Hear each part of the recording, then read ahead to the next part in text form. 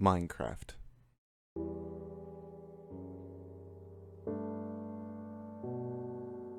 Easily one of the most widely embraced and beloved pieces of art ever constructed, this game has captured the imaginations of millions over the past 12 years since its full release. It's ubiquitous with humanity at this point. You can walk up to nearly anyone on the street and ask them about Minecraft, and they'll at least know what you're talking about.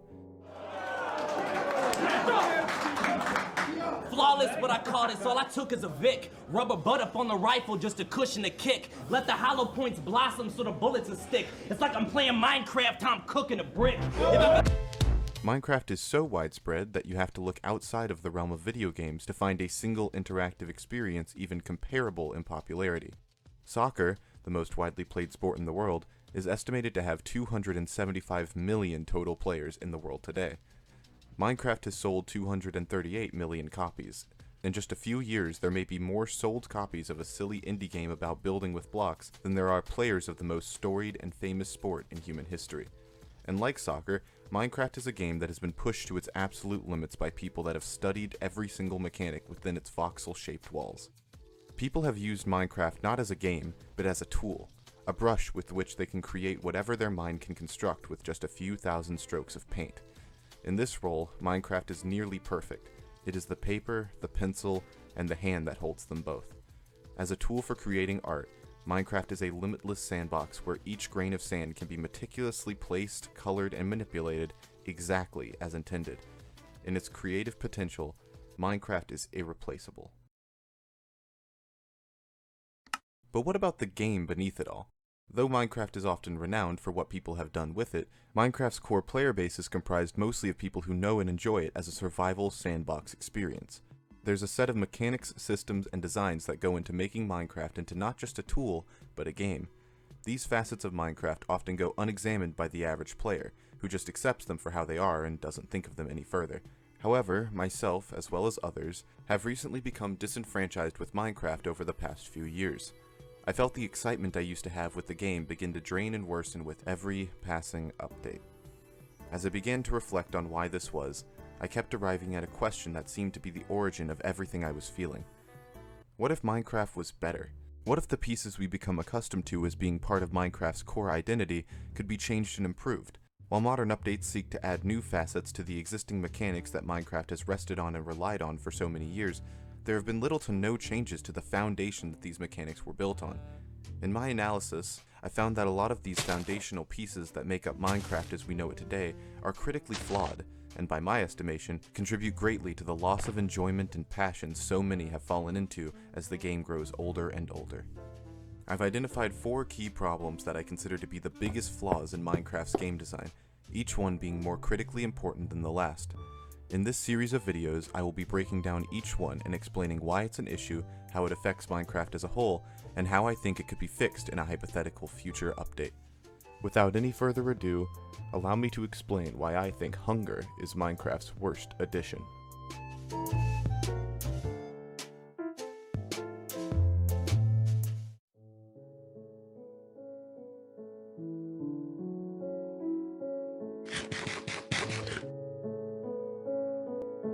Hunger is an interoceptive feeling human beings experience when they don't consume food for a prolonged period of time. I'm sure that at least half of the people watching this video have experienced such a feeling before. In Minecraft, hunger is represented by a set of 10 meat sticks that appear next to your health bar. As you perform various actions in-game, your satiation will begin to run out. Once the bar fully depletes, you begin to starve, losing half a heart of health every 4 seconds. When the difficulty is set to easy, you will only lose a maximum half of your health bar when starving. On medium, you are taken down to half a heart, and on hard, you have the potential to starve to death. If your hunger bar is set at 9 meat sticks or higher, then your health will passively regenerate over time. Hunger was added in Beta 1.8, replacing the previous system where food directly restored health upon consumption. On paper, this seems like a fine mechanic to add to a survival game. It gives the player an immediate and concrete objective as soon as they spawn into the world. Find food. This, in turn, incentivizes them to interact with the environment and its inhabitants. It logically follows that killing an animal would result in them dropping meat that could be used as sustenance. If a new player follows this line of thinking and kills an animal for food, they'd likely find an additional resource like feathers, leather, or wool. This would hypothetically lead to them figuring out what each of these resources are used for in a natural and organic way. This system is good because it gets the player to do something the game wants, gathering useful resources, without explicitly telling them to do so. In this regard, hunger is a good system. Furthermore, since there are multiple ways to get food, it means that different playthroughs can offer a variety of different paths that lead to the end goal of fulfilling hunger. For example, if 3 different players start a world, one can get food by killing and later breeding animals, another could get food by farming and agriculture, and another could loot chests from the farmers of a local village. All 3 of these players accomplish the same goal, but in a different way. This means that each player will likely further engage with the ways they got the food, leading to wildly different paths for each player to go on as they learn more and more about their given specialization. The way Minecraft does this is also good because it reinforces the player using creativity and ingenuity to solve the first problem the game offers, which is something that fits the game thematically. Minecraft is all about finding your own unique solutions to problems, so it fits that the first problem the game gives the player would reflect that. Unfortunately, the perks of hunger as a mechanic drop off incredibly quickly, becoming pointless after just the first couple days a player spends in their brand new Minecraft world.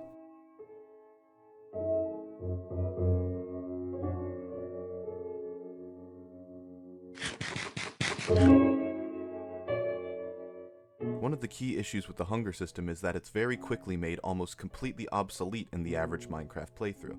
As previously established, hunger is made a priority as soon as the player spawns in. As such, it won't be long before the player establishes a consistent food source, such as a wheat farm, an active village, or a pen of cows. There's no scaling with the hunger system. You starve at exactly the same rate no matter if it's day 1 or day 1000. The only thing hunger adds later in the game is the uncountable amount of times you have to slow to a crawl in order to eat something. Sure, this might not seem like that big of a deal when it's one time, but imagine the amount of time you're losing over the course of an hour, a day, an entire playthrough of this game, just because you have to satiate this borderline meaningless bar next to your health every 30 seconds or so. At least when food directly restored your health, it meant you controlled how often you ate it. If you didn't take damage, you didn't have to eat. Now basically every minute or so, you have to stop what you're doing, lose all momentum, hold down right-click for a couple of seconds, and then resume whatever you were doing. This interaction adds basically nothing in terms of challenge or depth. The complete lack of relevance hunger has also means that the perk of health regen when you're full is less of a perk and more of a near constant buff your character has as part of just playing the game. Going into a mob fight becomes infinitely less scary when you have essentially a medic pocketing you at all times. If keeping up your hunger was something that got more and more challenging as the game progressed, or if there was some reward for making food other than keeping your health up, then this system might be fine. But as it stands, the hunger bar is a waste of space on your screen, serving little to no purpose as soon as the player makes their first infinite water source and wheat farm. Hey, aren't I forgetting something?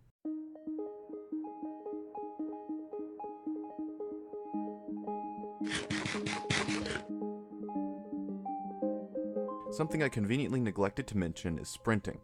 While your hunger is at least 4/10 of the way full, you're given the ability to sprint. Sprinting increases your ground speed by 30%, and jumping while sprinting ups this to about a 50% increase over your base walking speed. Remember how I said you nearly always have the health regen associated with a full hunger bar? Remember how you basically never run out of food after the first few days of the game? Remember? Because of how easy it is to get food? Remember? Well, about that. Thanks to sprinting, you now have the ability to outrun nearly every single hostile monster in the entire game. Creepers, zombies, piglins, and more, all practically invalidated because you can just run away from them if the going gets too tough. Just run away. Hit your shift key. Health regeneration seems almost negligible as a benefit when you can easily escape nearly any encounter just by hitting the run button twice.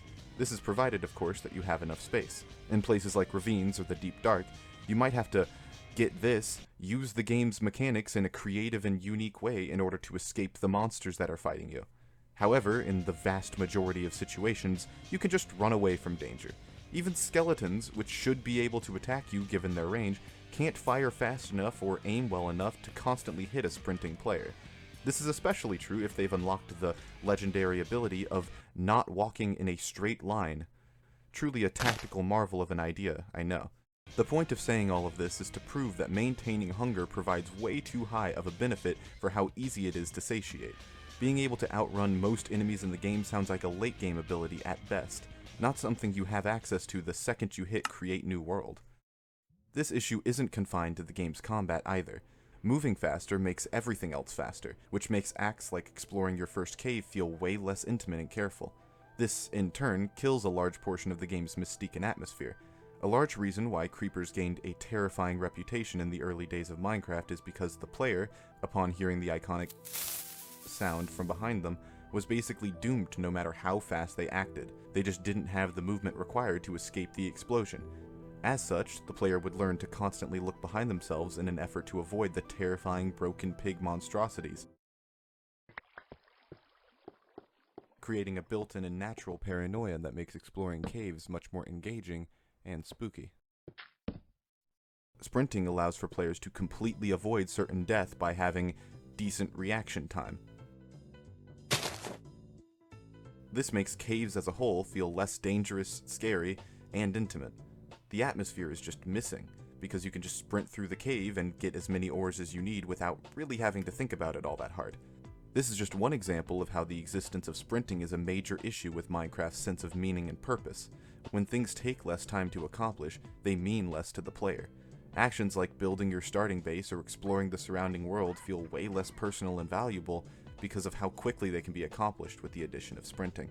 Additionally, the cost for sprinting is so low that it invalidates other methods of transportation almost entirely. Like sure, minecarts, horses, and swiftness potions are technically faster, but they all require large amounts of resources and are severely limited in some way. Look at minecarts as an example. Your top speed going in a minecart on flat ground in a straight line is 8 blocks a second. The cost for going this fast is all of the materials required for the rails, the powered rails, the redstone torches, and the minecart itself, as well as the time it took for you to place all of the rails. That is a lot. Your top speed while sprinting and jumping in a straight line is 7.1 blocks a second. That's less than a 1 block difference, while also having significantly more control over your movement in real time. The cost for sprinting is eating occasionally. Yeah, this doesn't seem like an equivalent exchange at all. Minecarts as a mode of transportation are almost never going to be worth it for the average Minecraft player, who can just sprint everywhere and only be slightly slower than normal. The fact of the matter is that sprinting is overpowered and in desperate need of a change in order to improve the balance of Minecraft's movement and transportation options.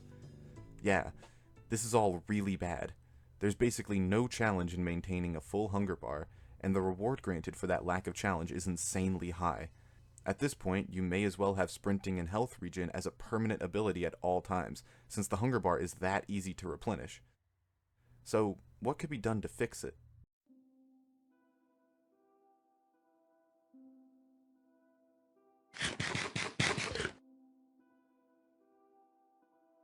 Despite how long the hunger system has been in place, Minecraft would significantly benefit from having it changed in a major way.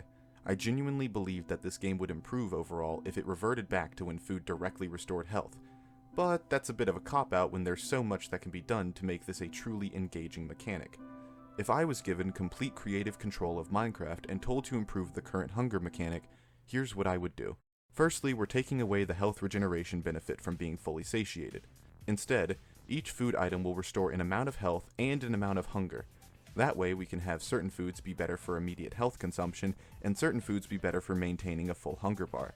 If we attach these characteristics to foods from different systems, we can encourage the player to try different ways of getting food to take care of themselves. For instance, all of the animal meats would restore a large amount of hunger, but a low amount of health, while crops like potatoes and carrots restore a lot of health, but a smaller amount of hunger. Outliers like bread, pumpkin pie, and rotten flesh could have their own special characteristics, such as filling an equal amount of both, or giving the player status effects. This successfully accomplishes the goal of making the food option the player chooses matter more than just a colorful sprite in their hotbar, as well as making maintaining each meter more interesting. Different foods would be better for different situations, so it would be important to prioritize which one would be best when farming them. Secondly, we're increasing the punishment for losing hunger. Across all difficulties, you're now liable to starve to death upon your hunger bar draining. On easy, you die in 10 seconds, on medium you die in 5 seconds, and on hard you die almost instantly after your hunger is depleted. This raises the stakes and ensures that the player is always thinking about their hunger, especially when they first spawn in. The player should feel a sense of urgency when they are without an immediate food source, and this small change accomplishes that. Lastly, we need to do something about sprinting. Personally, I'd advocate for it to be removed entirely, as I feel that the game greatly improves as soon as it's removed. However, I'd be remiss to state that a sprinting system couldn't work given the proper adjustment. Therefore, in this hypothetical situation where I can do what I want with sprinting, I'd throw the community a bone and keep it in the game. I'll even ensure it keeps its current speed so you can still outrun monsters with it. The only catch is that it's no longer attached to the hunger system. Now you can only sprint in short boosts, for about 3 seconds at a time. Utilizing this sprint automatically lowers your hunger meter by 5% and is on a 5-second cooldown. With this change, sprinting is almost strictly a last resort in combat. It doesn't last long enough to allow you to entirely avoid combat, but just long enough to allow for an opportunity to escape immediate danger. If we really want to go all out, we could associate the amount of stamina you have with your XP level. For each level, you could get half a second more sprinting time, capping out at 10 seconds total. This makes dying much more scary, since it means you lose potency on one of your most important movement abilities, encouraging the player to survive for as long as possible. And that's what this is all about, encouraging the player to engage with the game in its totality. Good game design is built around incentivizing the player to figure out the game's mechanics and use them to their fullest. It's important to recognize that most people won't give time to each portion of a game just because it's there. The game has to prove to the player that these systems matter, that they make a difference. Minecraft has a large catalog of food items, but most of them do basically the same thing, so for most people they'll pick the most useful option, or their favorite, and call it a day. They'll get a stack of steak from a bit of animal husbandry, and won't have to pay attention to the hunger bar for the next several hours. A player's intrigue is earned by making things matter to them. Minecraft is interesting because players often make various aspects of the game matter to themselves. There's nothing quite like the first house you build in a given world. No matter how good or bad the design is, it was home at some point. You may look back and remember how long it took you to chop all the wood or mine all the stone required for that house and feel accomplished. These feelings should be cherished by the game, but they're often squandered in modern Minecraft. Mechanics like sprinting and hunger trivialize the time and effort required to achieve those small moments, and make them feel like an afterthought when looking back. When you can sustain yourself entirely with little effort and escape danger by simply running from it, it's hard for a player to feel accomplished when they didn't earn any of that. They didn't earn a full hunger bar or the ability to outrun the dangers that lurk within the night. That's just the way it's always been. They didn't accomplish any of it. And when someone doesn't feel accomplished after putting so much time and effort into something, they get discouraged. And when they get discouraged, they stop playing. They move on to another game that can give them that feeling of reward. But maybe they wouldn't hunger for that feeling if Minecraft hadn't starved them first.